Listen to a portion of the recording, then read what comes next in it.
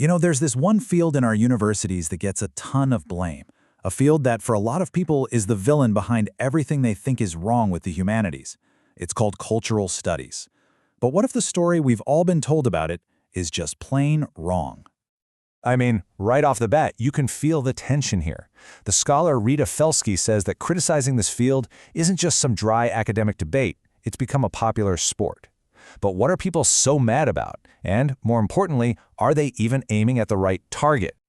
So the critics paint this really dramatic picture, right? It's a tale as old as time. Cultural studies is the big, scary beast, and the pure, timeless beauty of art is in terrible danger. It's a great story, but is there any truth to it? Okay, so let's start by digging into this image of cultural studies as the new bad guy on campus. This is the big question we're going to tackle. What if this supposed beast isn't a beast at all? What if its critics have completely, fundamentally misunderstood what it is and what it's trying to do? To get to the bottom of this, we first have to look at the charges. So what are the specific accusations being thrown at cultural studies?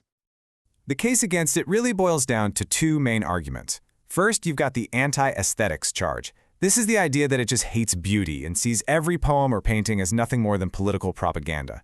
Then you've got the hegemonic charge, the idea that this field has become this massive, tyrannical force that's taken over universities, controlling jobs, prizes, the whole shebang. And look, this isn't just some vague complaint. You have major critics like Marjorie Perloff stating it as a fact. Cultural studies is in charge now. It's presented as this hostile takeover that has already succeeded. All right, we've heard the case from the prosecution.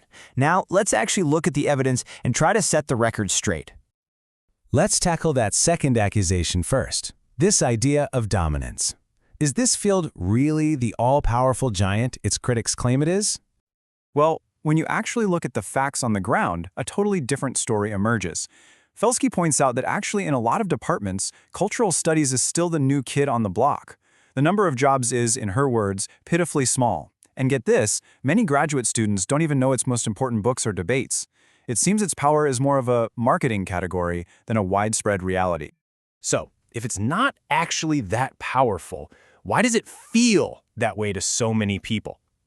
Well, the confusion, it turns out, comes down to a simple but really important mix-up.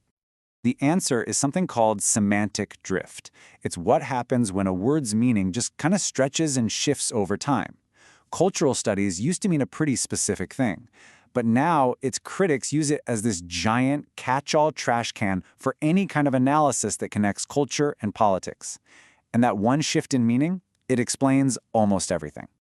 And this is exactly why it's become such a convenient scapegoat. All these different approaches, feminist criticism, Marxist analysis, you name it, many of which were around long before cultural studies was a big thing, they all get unfairly lumped together under this one big, scary label.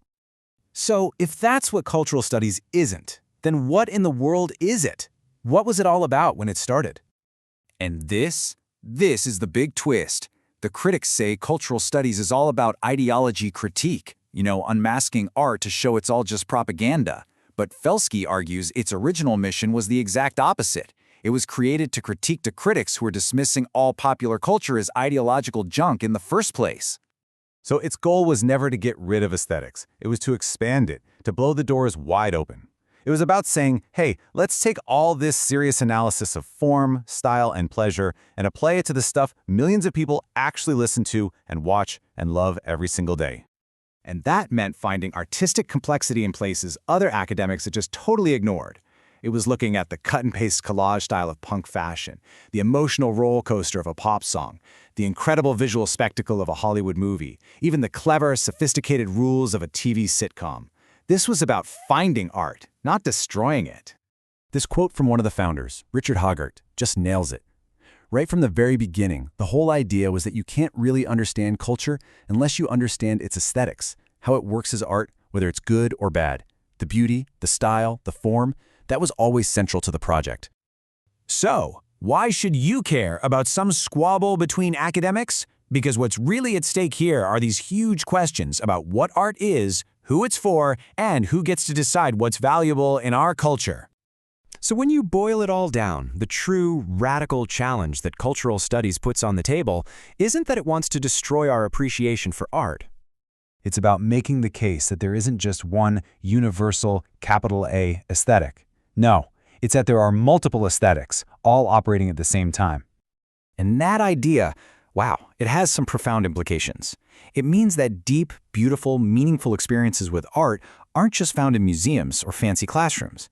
It argues that when we say something is good art or bad art, we're not stating some universal truth. We're making a social argument.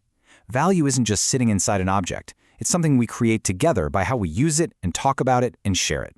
And that leaves us with a fascinating and maybe even a little bit of an unsettling question. If beauty isn't only in a museum, if art isn't just in the official canon, then who actually gets to decide what's good? Who decides what's valuable? Now that's a question worth thinking about.